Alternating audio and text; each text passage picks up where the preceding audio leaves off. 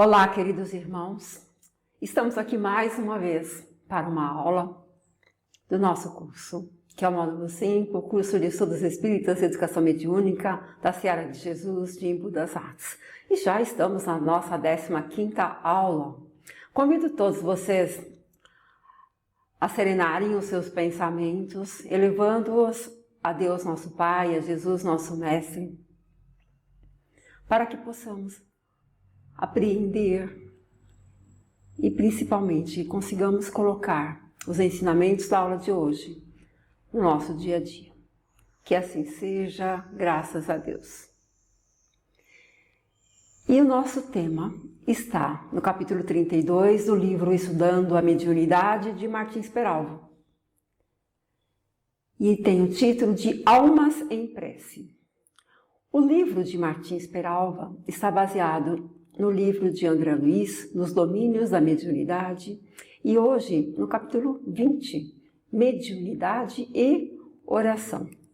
Martins Peralva nos ensina que o serviço mediúnico implica em responsabilidade individual e que o intercâmbio com a espiritualidade exige de cada um e de todos, em conjunto, nota de respeito e veneração que nos faz servir espiritualmente ajoelhados, isto é, com muito respeito.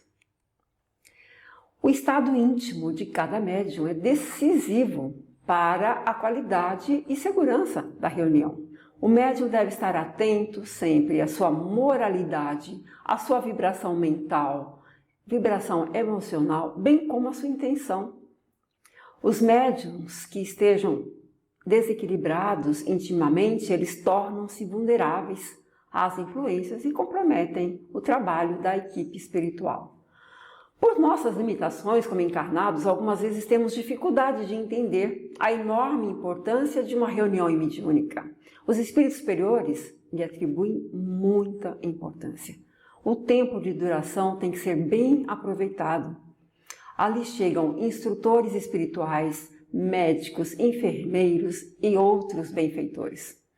São trazidos espíritos em sofrimento, espíritos obsessores agarrados aos obsidiados e espíritos perversos que fazem de suas atividades verdadeira profissão. Alguns são trazidos previamente e outros são trazidos no decorrer da reunião. É um ambiente muito sério, de muita responsabilidade, com muitas atividades. Por isso, o autor nos lembra o respeito que devemos devotar para o sucesso do trabalho. Os amigos espirituais consagram tanto respeito ao setor mediúnico que o assistente Aulus, ao se dirigir para a sala de reuniões, teve as seguintes palavras que, de maneira expressiva e singular, traduzem a maneira como encaram o serviço. Vemos aqui o salão consagrado aos ensinamentos públicos. Todavia, o núcleo que buscamos, sala de sessões mediúnicas, jaz em reduto íntimo, assim como o coração dentro do corpo. Martins Peralva nos ensina aqui em relação a essa preparação dos encarnados. Quanto a essa preparação, antes do início dos trabalhos, reporta-se a 15 minutos de prece, ou uma palestra, ou uma leitura com elevadas bases morais. Não se justifica realmente que antes das reuniões encarnados conversem sobre assuntos estranhos à finalidade dos trabalhos. Há grupos de encarnados que se comprazem em conversas desaconselháveis que estimulam as paixões, tais como políticas, negócios ou alusões a companheiros ausentes. Salientando o sentimento de responsabilidade dos 10 companheiros do grupo visitado, Aulus esclarece. Sabem que não devem abordar o mundo espiritual sem a atitude nobre e digna que outorgará a possibilidade de atrair companhias edificantes e, por esse motivo, não comparecem aqui sem trazer ao campo que lhes é invisível as sementes do melhor que possuem. Cada médium vindo e participando com os seus melhores sentimentos e a sua presença e a sua concentração. É oportuno ressaltar que os componentes do grupo são criaturas humanas e sujeitas às mesmas lutas de todas as almas que estão em processo de evolução. Não são almas santificadas.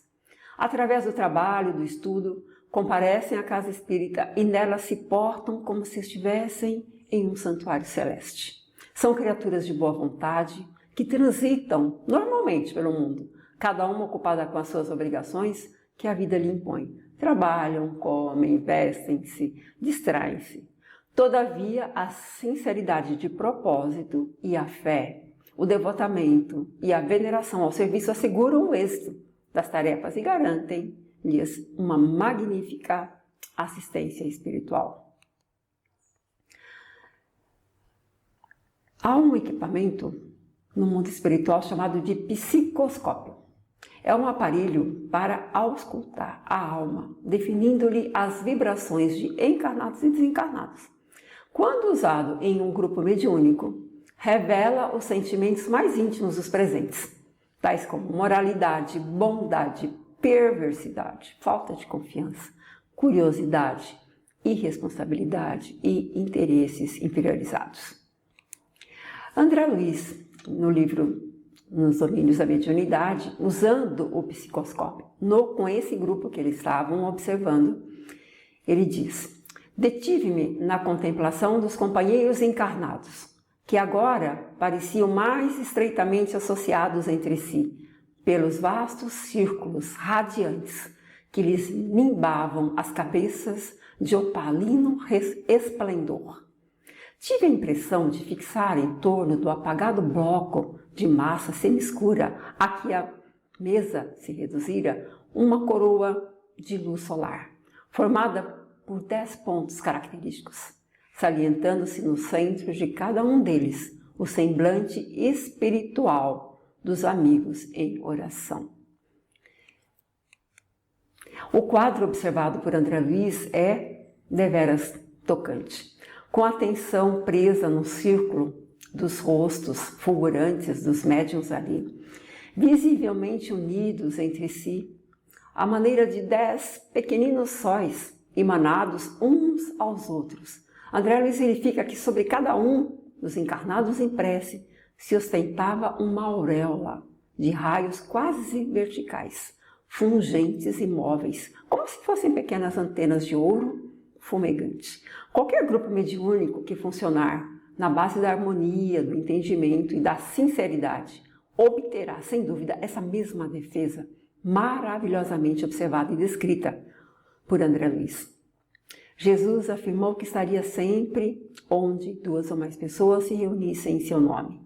Peralva cita que devemos estar convictos de que onde o trabalho se realizar sob a inspiração do amor de Jesus, em um palacete ou em um casebre, por mais simples que seja, a sua divina presença se fará por meio de iluminados mensageiros. A equipe que trabalha com Jesus é enorme. Vamos aprender um pouquinho sobre as reuniões que ocorrem nas nossas casas espíritas. No livro dos Médiuns temos um capítulo dedicado a isso, que tem o título Reuniões e Sociedades. No item 331 encontramos: uma reunião é um ser coletivo, cujas qualidades e propriedades são a soma de todas as de seus membros, formando uma espécie de feixe. Ora, esse feixe será tanto mais forte quanto mais homogêneo. Se o espírito é, de certo modo, tocado pelo pensamento, como nós o somos pela voz, 20 pessoas unindo-se numa mesma intenção terão necessariamente mais força do que uma só. Mas para que todos esses pensamentos concorram para o mesmo objetivo, é preciso que se vibrem em uníssono, que se confundam, por assim dizer, em um só. O que pode dar-se, o que não se dá se não houver a concentração. Por outro lado, o espírito, chegando a um meio que lhe é inteiramente simpático ele se sente mais à vontade. Só encontrando amigos, ele comparece ali de boa vontade, disposto a responder. Todavia, se os pensamentos forem divergentes, provocam um entrechoque de ideias desagradáveis para o espírito e, portanto, prejudicial à manifestação. Acontece o mesmo conosco, quando nós vamos falar em uma reunião. Se sentirmos que todos os pensamentos não são simpáticos e favoráveis, a impressão que recebemos age sobre as nossas ideias e nos dá maior vivacidade. Enquanto a indiferença ou a hostilidade irá nos perturbar e nos paralisar naquele momento. Lembramos dos atores que são aplaudidos numa peça de teatro. Eles ficam como se fossem eletrizados pelos aplausos. Ora, sendo os espíritos bem mais impressionáveis que os homens, devem sofrer muito mais a influência do meio. Portanto, estar com o ambiente especialmente preparado para recebê-lo se faz muito importante. Toda reunião espírita deve, pois, tender para a maior homogeneidade possível. Está claro que falamos daquelas que querem chegar a resultados sérios e verdadeiramente úteis. No item 332, a concentração e a comunhão de pensamentos, sendo as condições necessárias de toda reunião séria, compreende-se que o grande número de assistentes é uma das causas mais contrárias à homogeneidade. Não há, é certo, nenhum limite absoluto para esse número. Compreende-se que 100 pessoas suficientemente concentradas e atentas estarão em melhores condições do que 10 pessoas distraídas e barulhentas. Mas é também evidente que quanto maior o número, mais dificilmente se preenchem essas condições. É, aliás, um fato provado pela experiência que os pequenos círculos íntimos são sempre mais favoráveis às boas comunicações. E isso pelos motivos que expusemos. No item 333, outra exigência não menos necessária é da regularidade das sessões. Fixar dias dos trabalhos, horários para os trabalhos, se faz muito importante. Em todas, sempre encontramos espíritos que poderíamos chamar de frequentadores habituais, mas não nos referimos a esses espíritos que estão por toda parte e em tudo se intrometem. Falamos dos espíritos protetores ou dos que são mais frequentemente evocados. Aí, meus irmãos, vamos pensar naqueles trabalhadores que são os dirigentes dos trabalhos espirituais, que estão ali em missão de trabalho. Não vamos pensar que esses espíritos trabalhadores, protetores, nada mais têm a fazer do que nos dar atenção. Eles têm as suas ocupações e podem, às vezes, encontrarem-se em condições desfavoráveis quando são evocados. Quando as reuniões se realizam em dias e horários fixos, eles se colocam à disposição nesses momentos e raramente faltam. Mas são acentuados que, embora os espíritos prefiram a regularidade, os verdadeiramente superiores não são tão meticulosos. Mesmo fora das horas marcadas, eles podem comparecer e, na verdade, comparecem espontaneamente, quando a finalidade é útil. Nada, entretanto, é mais prejudicial à recepção de boas comunicações do que evocá-los a torto e a direito, por simples capricho ou sem um motivo sério. Como eles não estão sujeitos aos nossos caprichos, poderiam não nos atender. E é sobretudo nessas ocasiões que outros podem tomar-lhes o lugar e o nome. Portanto, estarmos reunidos em conjunto, trazendo e nos conectando com esses irmãos superiores, trabalhadores, se faz importante para o sucesso do trabalho. No livro dos médiuns também vamos encontrar um capítulo relacionado à influência moral do médium. Isto é, a evolução que cada um de nós está construindo ao longo das nossas jornadas. No item 226, no item primeiro, a primeira pergunta: o desenvolvimento da mediunidade se processa na razão do desenvolvimento moral do médium? O que vocês pensam, meus irmãos? Podem colocar aí no chat aqui embaixo. Os espíritos dizem que não. A faculdade propriamente dita é orgânica e, portanto, independente da moral. Mas já não acontece o mesmo com seu uso, que pode ser bom ou mal, segundo as qualidades do médium. A mediunidade como uma ferramenta específica e característica para cada um de nós, que devemos buscar o nosso desenvolvimento moral para que possamos fazer um bom uso dessa ferramenta, isto é, sempre a utilizarmos para a prática do bem. A segunda questão nesse item: sempre se disse que a mediunidade é um dom de Deus, uma graça, um fator divino. Por que então não é um privilégio dos homens de bem? E por que há criaturas indignas que a possuem no mais alto grau e a empregam no mau sentido? Os Espíritos esclarecem que todas as nossas faculdades são favores e que devemos agradecer a Deus, pois há criaturas que não as possuem. Podias perguntar por que Deus concede boa visão a malfeitores, destreza aos larápios, eloquência aos que só utilizam para o mal? Acontece o mesmo com a mediunidade. Criaturas indignas as possuem porque dela necessitam mais do que as outras para se melhorarem. Pensas que Deus recusa os meios de salvação dos culpados? Ele os multiplica nos seus passos, coloca-os nas suas próprias mãos, cabe a eles aproveitá-los. Aí, meus irmãos, entra o livre-arbítrio. Recebemos bênçãos, essas faculdades que nós temos, que podem nos auxiliar, mas cabe a cada um de nós utilizá-las da melhor forma. Uma terceira questão: os médiuns que empregam mal as suas faculdades, que não as utilizam para o bem, ou que não as aproveitam para a sua própria instrução, sofrerão as consequências disso?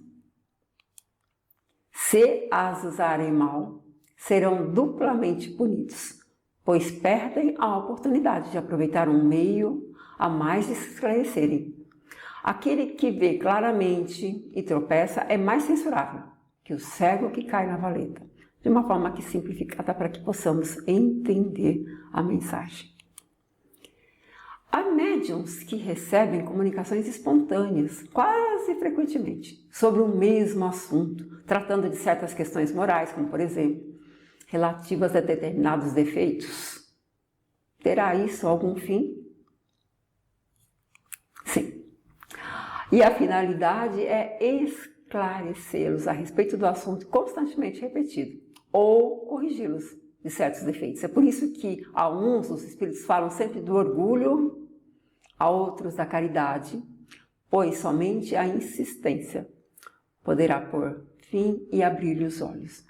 E aí aqui podemos entender que somos dirigidos, de certa forma, a obtermos o conhecimento que nós necessitamos. Enxergarmos nas comunicações que somos a ferramenta a trazer, que o maior beneficiado é o que primeiro recebe, aquele que mais necessita, que somos nós mesmos quando estamos em trabalho. Não há médium empregando mal a sua faculdade, seja por ambição ou por interesse, ou prejudicando-a por um defeito essencial como egoísmo, orgulho, a leviandade, que não receba de tempos em tempos alguma advertência dos espíritos. Os espíritos participando aí da nossa educação e do nosso desenvolvimento, e nós agradecemos por isso. O mal é que na maioria das vezes nós, médiuns, nós, trabalhadores, não a tomamos para si mesmo, para nós mesmos. Então, pegamos aquela mensagem altamente esclarecedora, mas isso não é para mim, é para o meu irmão que está ao lado. Aí nós estamos enganando a nós mesmos, porque são oportunidades de refletirmos, de nos melhorarmos e nos colocarmos a cada dia mais aptos para desenvolvermos os nossos trabalhos.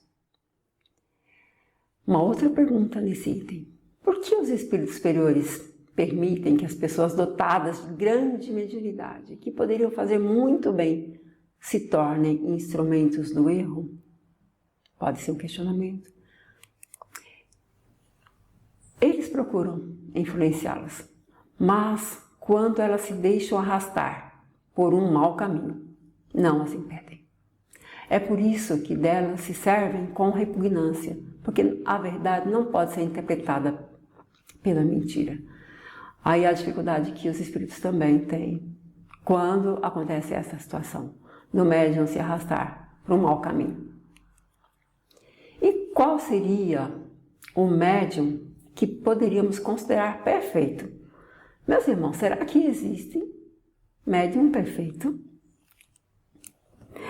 Os espíritos dizem e perguntam também: perfeito? É pena, mas bem sabes que não há perfeição sobre a terra. Se não fosse assim, não estarias nela. Digamos, antes, bom médium. E já é muito, pois são raros. Os bons médios são raros. Quanto nós temos que aprender, quanto nós temos que estudar para chegarmos a sermos um bom médium. Fica essa reflexão para nós.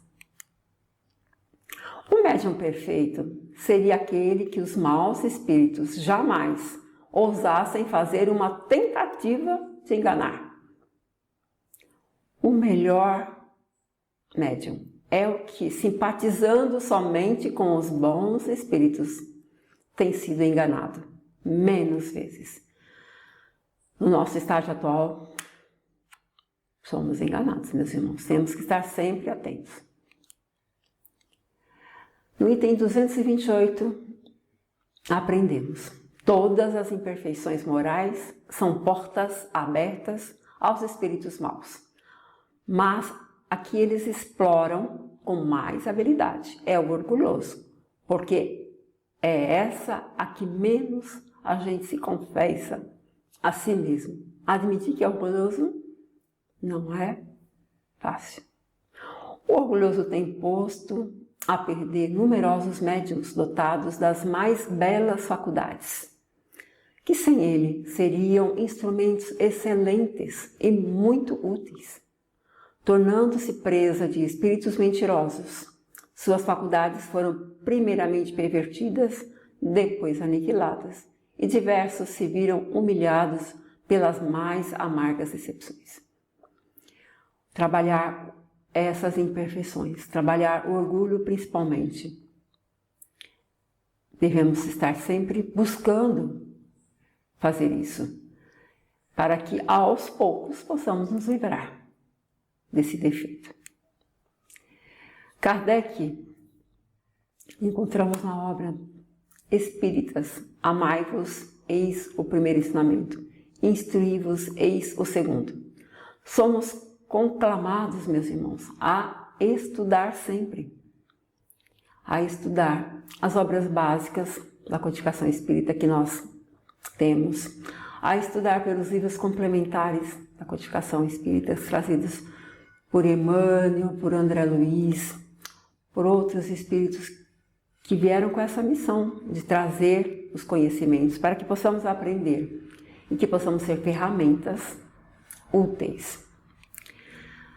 Temos um recurso maravilhoso a nosso favor, que é a prece. Através da prece, nos conectamos aos espíritos superiores, nos conectamos àqueles a quem nos endereçamos. A prece é uma invocação. Por ela nós nos colocamos em comunicação de pensamento com o ser a quem nos dirigimos. Isso nós vamos encontrar no Evangelho segundo o Espiritismo, no capítulo 27, muitas informações que nos trazem ensinamentos maravilhosos sobre este recurso que não devemos abdicar nunca na nossa jornada. A prece. Sempre nos conectarmos com aqueles que nós admiramos, com aqueles que podem nos auxiliar na nossa jornada.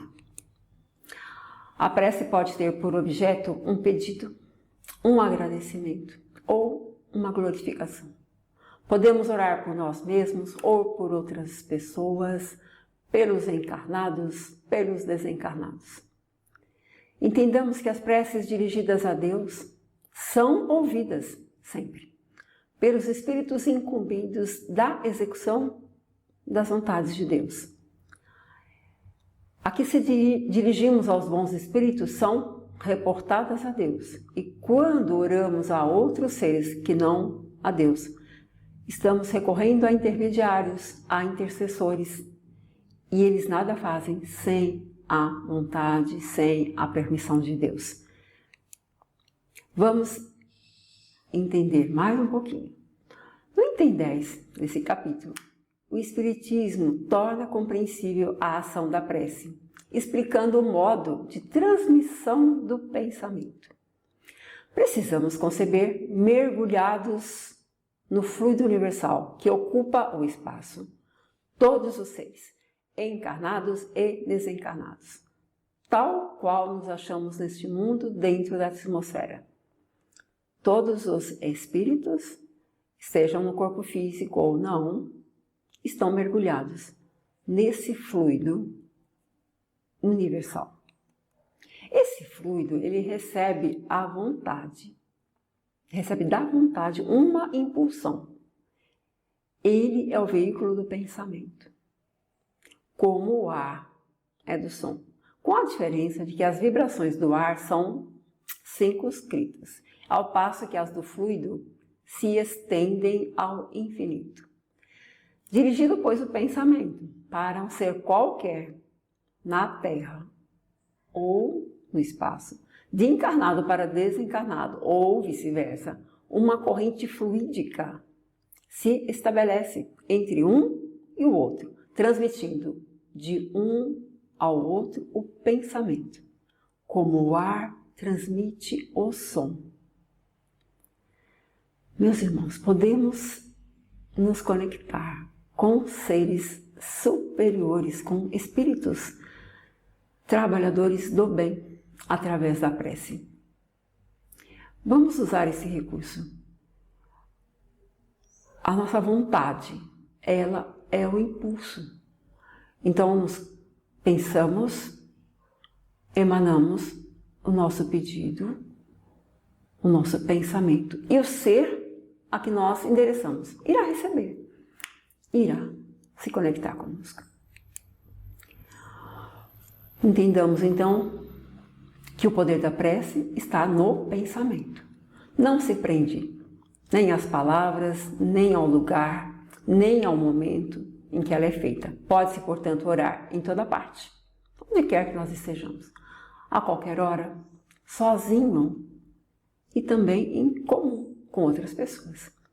A prece em comum tem uma ação mais poderosa, quando todos os que oram se associam de coração a um mesmo pensamento e têm o mesmo objetivo, porque é como se todos gritassem em conjunto e em uníssono. Imagine a força de uma prece dessa forma. O trabalho que é realizado quando isso ocorre. E aí voltamos para o trabalho mediúnico.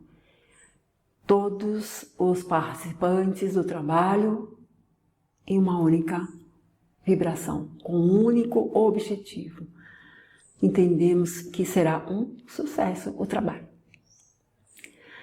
Pela prece, obtém o homem o concurso dos bons espíritos, que vem sustentá-lo em suas boas resoluções e a inspirar-lhes bons pensamentos. Ele adquire, desse modo, a força moral necessária a vencer as dificuldades e a volver ao caminho reto, se deste se afastou. A conexão com espíritos do bem vai nos dar essa força moral que nós precisamos para estarmos sempre no caminho reto, no caminho certo, aquele que permitirá que nós evoluamos. A prece, meus irmãos, é recomendada por todos os espíritos. E renunciar à prece é desconhecer a vontade de Deus, é renunciar para si mesmo a sua assistência e para os outros ao bem que se lhes pode fazer. Quando oramos para nós mesmos, trazemos esses benefícios para nós, para a nossa jornada, para que não caiamos nas tentações. E podemos orar também por aqueles que compartilham conosco a nossa existência. Ou mesmo que estejam distantes, quando nós nos conectamos com os espíritos trabalhadores em auxílio aos nossos irmãos que estejam passando por dificuldades em outras nações. Citamos aqui, por exemplo, a Ucrânia, países em guerra. Sempre podemos elevar os nossos pensamentos aos nossos irmãos trabalhadores espirituais, pedindo e, ao mesmo tempo, encaminhando também os nossos melhores sentimentos a esses irmãos. No livro Entre o Céu e a Terra, no capítulo 1, de André Luiz, nós encontramos, conforme palavras do ministro Clarencio, a prece, qualquer que ela seja, é a ação provocando a reação que lhe corresponde. Às vezes, paira na região em que foi emitida, ou se eleva mais ou menos, recebendo a resposta imediata ou remota, conforme as suas finalidades.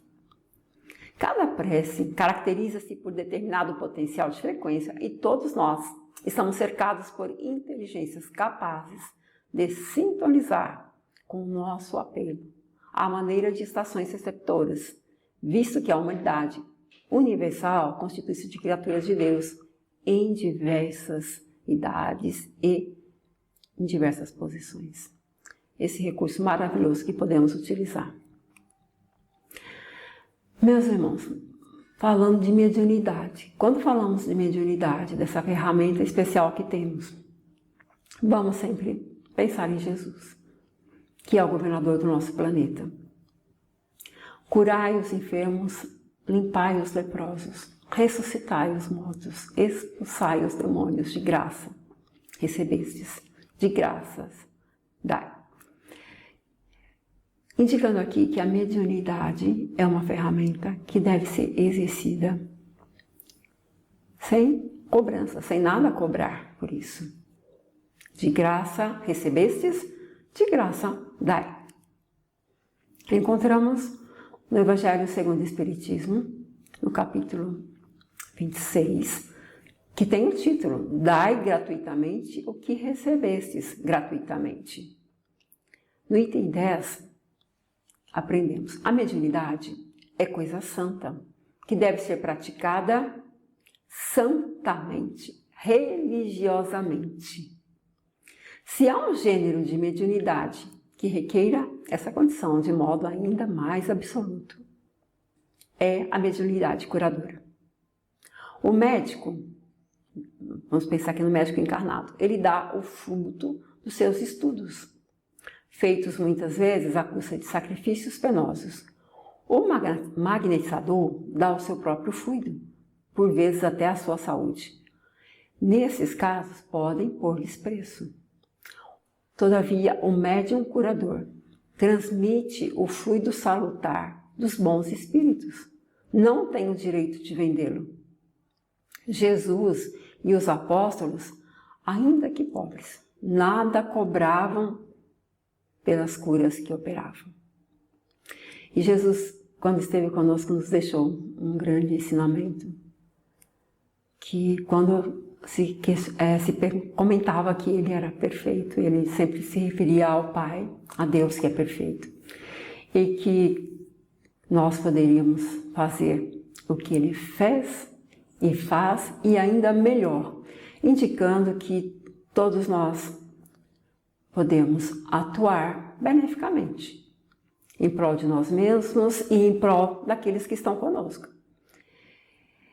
E quando temos essa ferramenta da mediunidade de uma forma ostensiva, temos que colocá-la a serviço dos nossos irmãos necessitados. E de uma forma santa e religiosa, como nos ensinam aqui no capítulo 26 do Evangelho segundo o Espiritismo. Esse capítulo ele tem muitos ensinamentos. Recomendo aos irmãos que façam a leitura para que a cada dia possamos enriquecer o nosso cabedal de conhecimentos e possamos ser excelentes ferramentas no trabalho. O Espiritismo, meus irmãos, ele nos traz um cabedal de conhecimentos, né? E vamos encontrar isso nas obras que Kardec nos deixou. Temos também as obras complementares que utilizamos, que devemos utilizar para o nosso aprendizado. E aqui nesse trabalho, no momento, estamos usando a obra de André Luiz, Nos Domínios da Mediunidade, em conjunto com Martins Peralva, que nos traz esses ensinamentos com base nesse livro. Aproveitemos todas as oportunidades que temos, busquemos o conhecimento no dia a dia, todos os momentos que tivermos a oportunidade de uma leitura edificante, de nos elevarmos em prece a todos aqueles que estão com o mesmo objetivo que nós, nos conectando aos irmãos espirituais de muita luz, que estão sempre prontos para nos auxiliar, mas que dependem de nós. Que a nossa sintonia seja estabelecida com eles. Muitas vezes sabemos que eles não conseguem nos auxiliar, porque estamos num padrão vibratório inferior. E com toda a paciência e também buscando a nossa intuição para que possamos elevá-los. Mas sabemos que o livre-arbítrio é de cada um e que nós é que temos que estar atentos para que não fiquemos longe do que deveríamos sempre ter como mente e sabemos que é necessário. No Livro dos Espíritos temos um capítulo, olha, uma parte dedicada às leis morais, buscando trazer ensinamentos sobre a perfeição moral. Sofremos quando nós nos afastamos das leis divinas ou naturais. Portanto, conhecê-las é importante para que possamos, tendo este conhecimento das leis que regem o universo, possamos nos conhecer a nós mesmos. Na questão 919, quando Kardec questiona qual a melhor forma de evoluirmos, a resposta vem: conhece-te a ti mesmo. Santo Agostinho, um espírito que participou aí também da codificação espírita, ele conta a sua história. Ele diz que fazia diariamente uma revisão das suas ações. Antes de dormir, ao se recolher, ele pensava em tudo que tinha feito. E se no dia seguinte ele poderia melhorar, identificando alguns erros, algumas situações de conflito, por exemplo, e que no dia seguinte ele trabalharia para ser melhor que no dia anterior. Que nós possamos seguir o exemplo do Santo Agostinho e a cada dia buscarmos essa reflexão para que saibamos onde temos que melhorar e principalmente ter o conhecimento dos nossos defeitos, das nossas imperfeições, de uma forma didática, relacionando-as, identificando-as e poder trabalhar cada dia melhor. Concluindo a nossa aula com a bibliografia que está nas obras básicas da doutrina espírita, no livro do Martins Peralva, Estudando a Mediunidade, e no livro Nos Domínios da Mediunidade, de André Luiz. deixando também uma questão para reflexão: qual é a responsabilidade do médium no trabalho mediúnico? Comente, de acordo com o seu entendimento.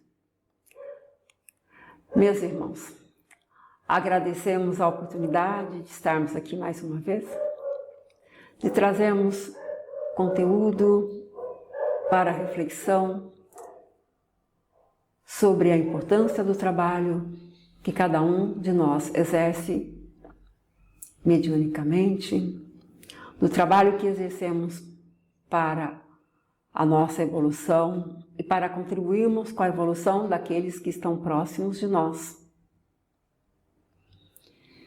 observando os ensinamentos do nosso querido Mestre Jesus, que está sempre conosco, onde quer que nós estejamos. Busquemos essa sintonia com o Mestre a cada dia, para que possamos ser espíritos melhores e que encontremos a paz que tanto buscamos e a paz que nós desejamos para o nosso planeta e para todos aqueles que estão encarnados e desencarnados. Que assim seja, graças a Deus, e até uma próxima oportunidade.